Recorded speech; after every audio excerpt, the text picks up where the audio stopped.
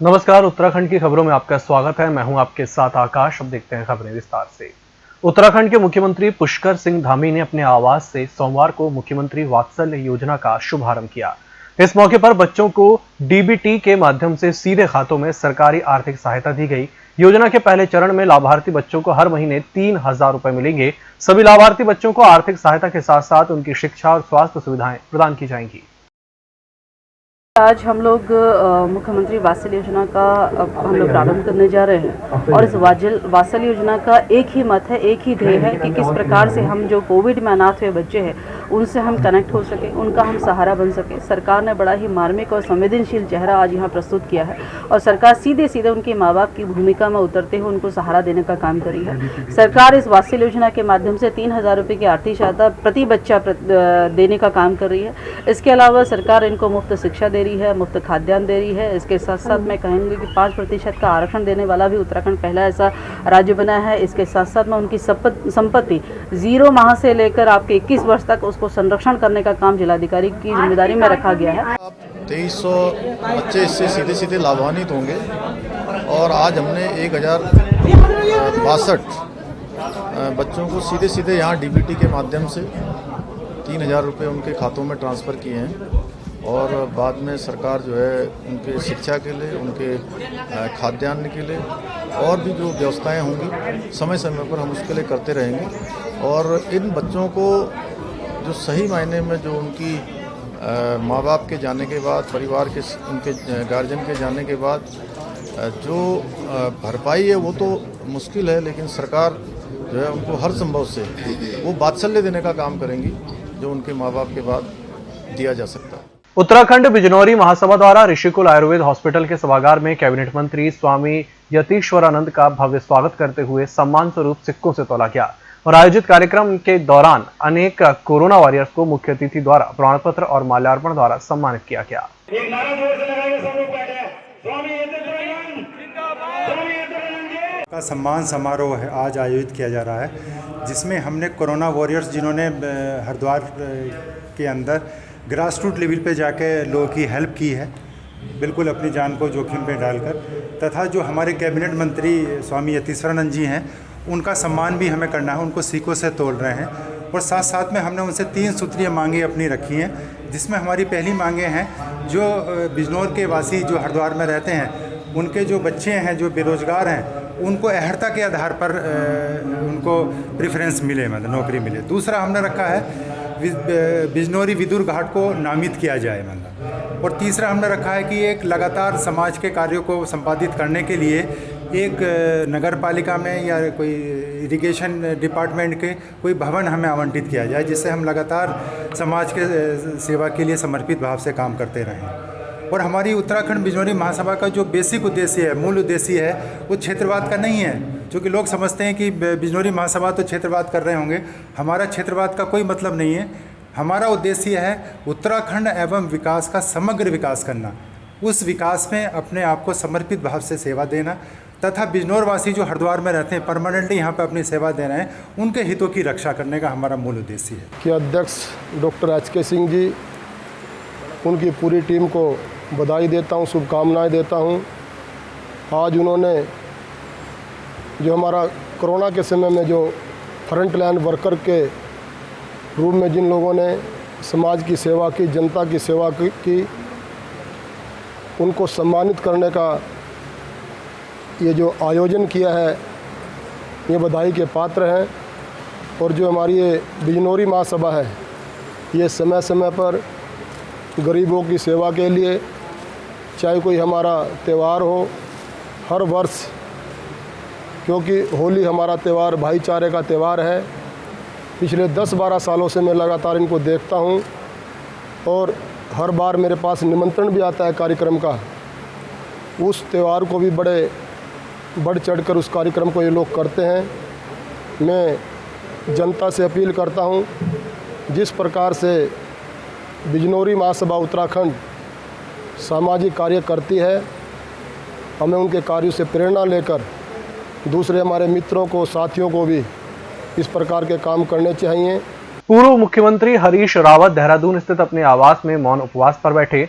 उन्होंने कहा कि अल्मोड़ा के प्रसिद्ध धाम जागेश्वर मंदिर में पुजारियों संग भाजपा नेताओं द्वारा अभद्रता करने के मामले के विरोध में वह मौन व्रत पर बैठे हैं। इससे पहले उन्होंने भगवान शिव को जल चढ़ाकर उनकी आराधना की। भाजपा सांसद द्वारा जिस तरीके से ज्योतिर्लिंग जागनाथ देवस्थल का अपमान करते हुए वहाँ की शंकराचार्य द्वारा निर्धारित परंपराओं का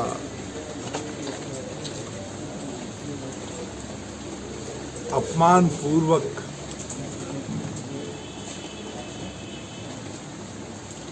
उल्लंघन करने के लिए वहाँ के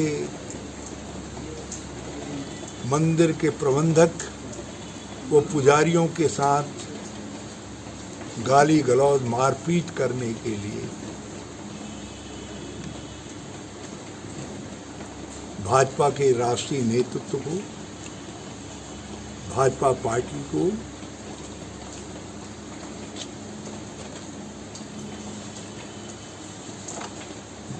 देश के करोड़ों करोड़ों शिव भक्तों से,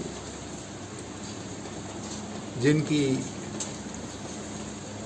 भगवान जागन्नाथ के ज्योतिर्लिंग में अटूट आस्था है, जिस ज्योतिर्लिंग का जिक्र पुराणों में भी दारुक वन में अवस्थित शिव स्वरूप का उल्लेख है, उस महान देवस्थल का अपमान करने के लिए भाजपा को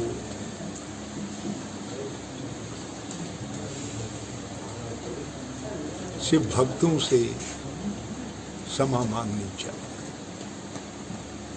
क्षमा मांगो, माफी मांगो, माफी मांगो, माफी मांगो, भाजपा माफी मांगो। यह अभियान निरंतर जारी रहे। उत्तराखंड में आज से कक्षा 9वीं से लेकर कक्षा 12वीं तक के स्कूल खोल दिए गए हैं, जिसके बाद आज छात्र छात्राएं स्कूल पहुंचे और छात्र छात्राओं में बड़ा ही उत्साह देखने को मिला।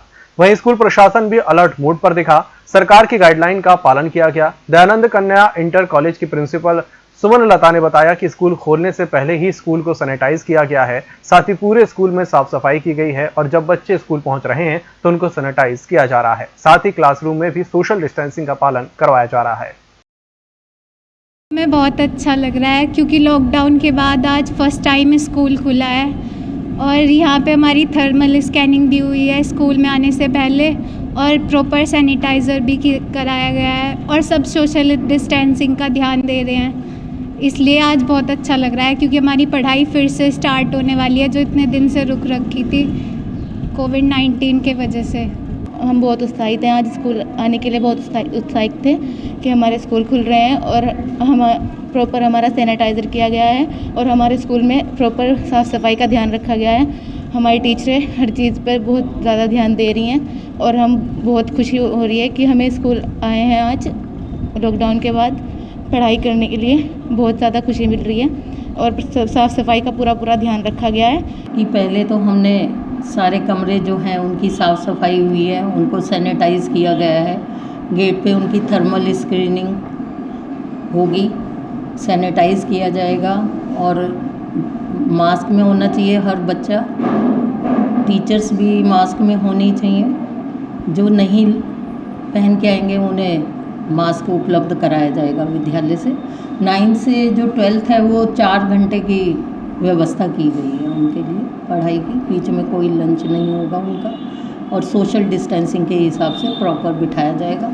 ऑनलाइन ऑफलाइन दोनों तरीके से जो बच्चे विद्यालय में आ चुके हैं उनकी ऑफलाइन हम पढ़ाई कराएंगे ही, उसके साथ साथ हम उन्हें ऑनलाइन भी उनको मटेरियल सब कुछ भेजा जाएगा। ऑनलाइन भी उनकी क्लासेस होंगी।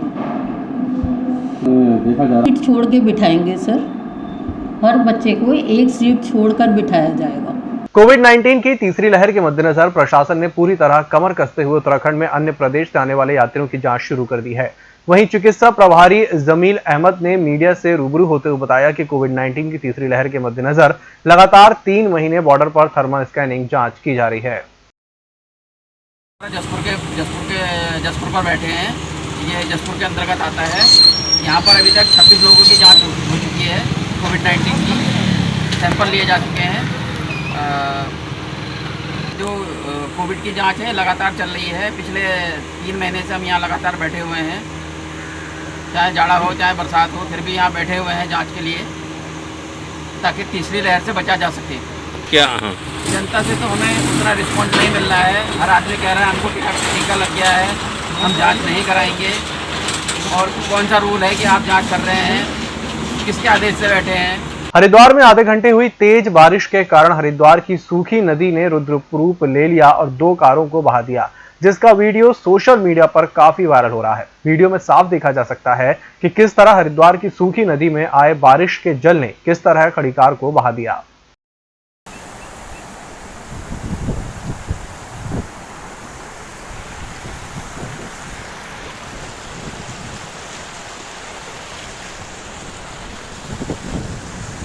देहरादून शहर में बढ़ रही जाम की समस्या को देखते हुए जिलाधिकारी R Rajesh Kumar action mode में है।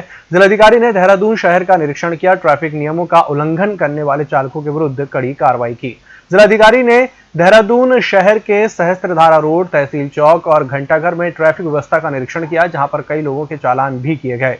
वहीं इस दौरान कई जगह पर चालकों और पुलिस में चालान को लेकर काफी नोकझोंक भी हुई।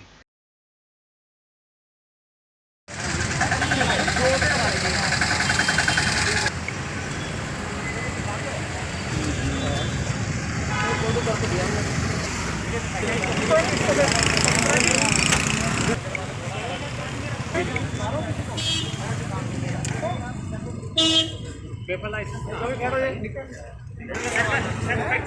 सामान है हमारा, बाहर आगे सर, बाहर भी नहीं है, किसी पे लगेगा तो